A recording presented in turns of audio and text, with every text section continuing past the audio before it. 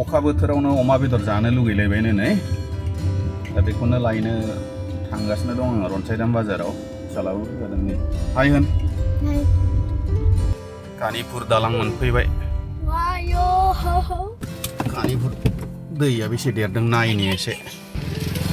हाव हाव हाव हाव हाव वाह दैया देरनानै दं बिरादनो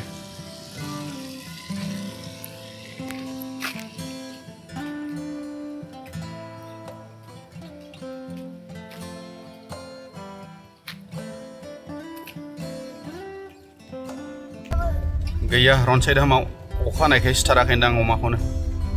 मोनासै दा जों बासुगावसिम लांनो फैबाय दा जों मोनफैबाय बासुगाव हायर सेकेन्डारि स्कुल दा जोङो 8:30सोआवनो फैदों नालाय दखानफ्रा खुलिथ'वाखै बांसिनानो बन्द'यैनो दंजोबो दा अखा बोथोर बासुगावबा ओंखारगोन ना ओंखाराखै अमा बेदरा ओंखाराखैबाथ' ओरैनो फैनाया बेखारसो जानोसै बासुगाव फ्लाइअभार दा जों ओरै साइडजों आगसिजों थांगोन बाजारा आगसिजों गोग्लैयो जोंनि न'निथिं फैयोब्ला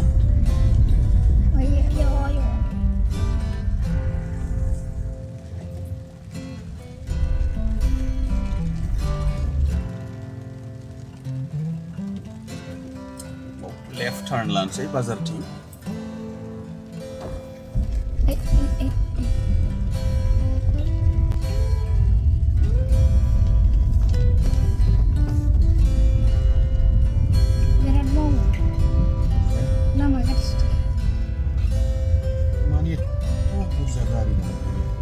गारिखौ बावनो गालांथ'नोसैलै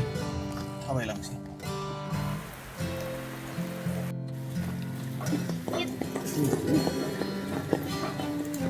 नै बावनो फानो अमा बेदरखौ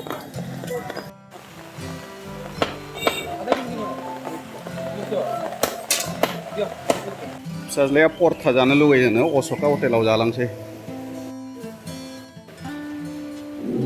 फैसा एसे नांगौ फैसा मख'लांसै ये गया अपना ATM कार्ड देन कैश विथड्रॉवल फ्रॉम सेविंग बारा नाङा फैसाखौ 1500 यस ये आ गया अपना पैसा न' मोनफैफिनलायबाय नै बिसिना फुख्रिया आयौ लामाजोंसो बोहैसिगोन बुंजोब्बाय दैया थैबायलाय आ गया अपना टूटा फूटा घर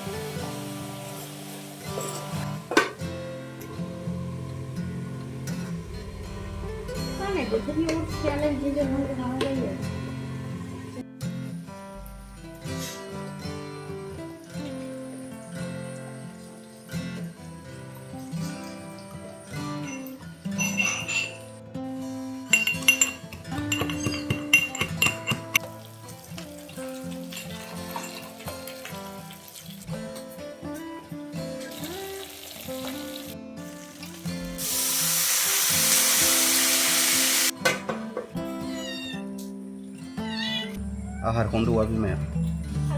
नोङो आहार दौआ बाव थाखोमानानै दं नोङो बिस्कुटखौसो नुहुरगासिनो नोजोरा इलाय नै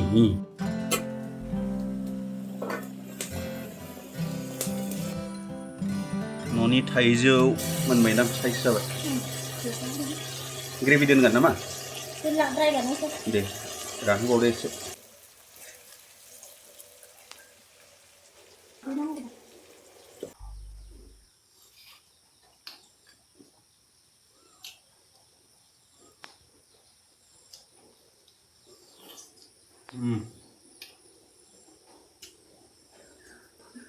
बरिया